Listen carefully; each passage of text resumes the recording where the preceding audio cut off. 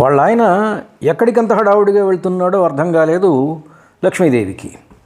విషయం తెలుసుకోవాలి, అందుకోసం త్వరగా ఆయన వెంట పరిగెత్తింది. ఆ తొందరలో విషయం ఏమిటని అడిగినా ఆయన బదులు చెప్పడని టక్కున ఆగిపోయిందట ఆవిడ.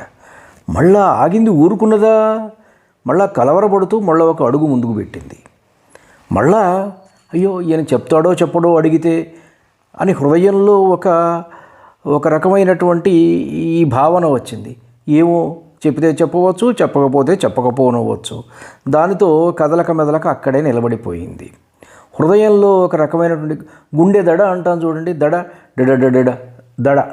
ఆ దడని ఎంత చక్కగా పోతనామాచ్యుల వారు మంచి పద్యరూపం ఇచ్చారో చూడండి. ఏమో చెప్తాడో చెప్పడో ఆ సంశయం. డకారంతో చూడండి, ఇక్కడ ఒక మంచి పద్యం ఇది. భాగవతంలో ఉన్నటువంటి ఒక గొప్ప పద్యాల్లో ఇది కూడా ఒకటి.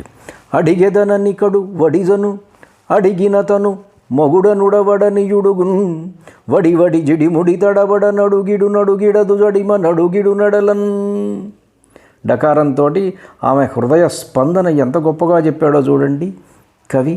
పోతరామాచ్యుడు తెలుగు వాళ్ళ పుణ్యపేటి, పోతన్న తెలుగుల పుణ్యపేటి. ధన్యుణ్ణి. నమస్కారం. మీ ఊట్కూరు జానకి రామారావు.